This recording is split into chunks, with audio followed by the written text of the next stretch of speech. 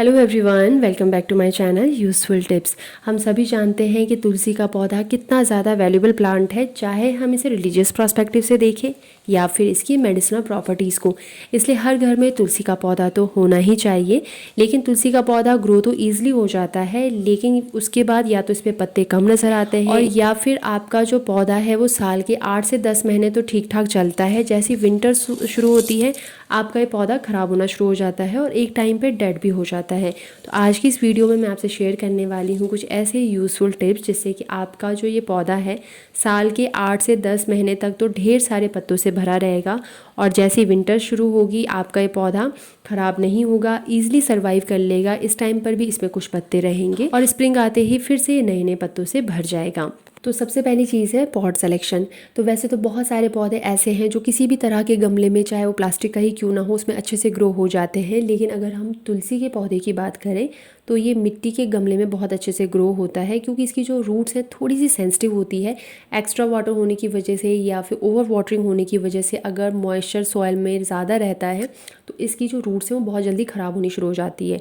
और जो मिट्टी का गमला है उसमें छोटे छोटे पोर्स बने होते हैं जहाँ से रूट्स को ऑक्सीजन तो मिलती है, साथ ही जो एक्स्ट्रा मॉइस्चर है वो भी बहुत जल्दी से रिलीज़ होना शुरू हो जाता है। नेक्स्ट है इसके लिए सॉइल मिक्सचर। तो तुलसी के पौधे के लिए सॉइल मिक्सचर तैयार करने के लिए नॉर्मल गार्डन सॉइल के साथ 15% तक सैंड ज़रूर ऐड करें और साथ ही फर्टिलाइज़र के लिए अच्छे से तैयार गोबर की खाद या फिर घर पर ही तैयार कंपोस्ट इसको दे सकते हैं, क्योंकि ये दोनों ही नाइट्रोजन रिच फर्टिलाइज़र हैं। और तुलसी का पौधा क्योंकि ढेर सारी पत्तियों वाला प्लांट है तो इसकी पत्तियों को हेल्दी बनाए रखने के लिए नाइट्रोजन रिच फर्टिलाइज़र की सबसे ज़्यादा ज़रूरत पड़ती है। नेक्स्ट है इसके लिए वाटरिंग। तो तुलसी के पौधे को आप पानी तभी दें जब इसकी मिट्टी ऊपर से 1 इंच तक ड्राई लगे। गर्मियों में तो आप इसको रेगुलर पानी दे सकते हैं, लेकिन जैसे बरसात का मौसम है या फिर विंटर्स है उस टाइम इसकी मिट्टी को चेक करके ही इसको पानी दें। अगर आपको अपने तुलसी के पौधे पर इस तरह के फूल नज़र आए हैं जिन पर कि आगे चलकर बीज तैयार होते हैं, तो अगर आपको कोई बीज चाहिए तो सिर्फ 1-2 ब्रांचेस पर इनको रहने दें और सारे पौधे से अपने इन फूलों को निकाल दें, क्योंकि अगर आप ऐसा नहीं करोगे तो तुलसी का पौधा अपनी सारी एनर्जी इन्हीं बीजों को मेंटेन करने में लगाता रहेगा और धीरे धीरे आपके पौधे पर बीज ज़्यादा नज़र आएंगे और जो इसके हरे पत्ते हैं वो कम हो जाएंगे। अगर आपका तुलसी का पौधा ऐसा दिखने लगा है जिस पर कि लकड़ियाँ ज़्यादा और हरे पत्ते कम देखने को मिल रहे हैं तो जल्दी से इसकी हार्ड प्रूनिंग कर लें। ऐसा करने से इस पर न्यू शूट ज़्यादा डेवलप होते हैं और हार्ड प्रूनिंग करने के सिर्फ 3 से 4 हफ्तों के बीच में ही आपका तुलसी का पौधा ढेर सारे हरे पत्तों से भर जाएगा।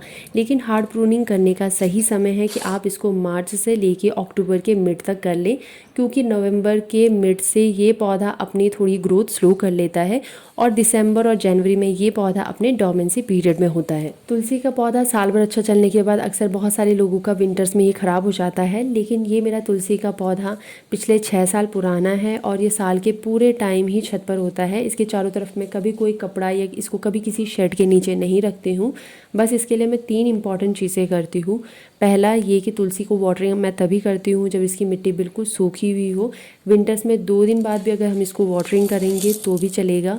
दूसरी एक इम्पॉर्टेंट चीज़ कि तुलसी का पौधा मैं छत पर एक ऐसी जगह पर रखती हूँ जहाँ पर सूरज की सबसे पहली किरण इस पर पड़े और सूर्य अस्त होते टाइम की लास्ट किरण भी इस पर पड़े। इससे जो रात भर इस पर पाला पड़ा रहता है वो बहुत जल्दी सुबह इसका सूख जाता है।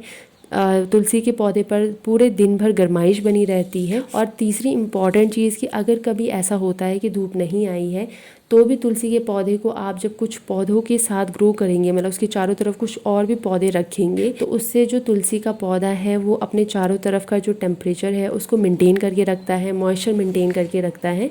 इससे तुलसी का पौधा कभी भी अकेले मत रखिए, उसके चारों तरफ हमेशा 2 से 3 तरह के पौधे को ग्रो ज़रूर कीजिए। तो अगर आप इन टिप्स को फॉलो करेंगे तो आपका तुलसी का पौधा कभी भी ख़राब नहीं होगा। तो आज की वीडियो में बस इतना ही। उम्मीद है आपको ज़रूर पसंद आई होगी। तो वीडियो को लाइक, शेयर और मेरे चैनल को सब्सक्राइब जरूर कर लें। मिलते हैं फिर किसी नई यूज़फुल वीडियो के साथ। Till then take care and bye bye.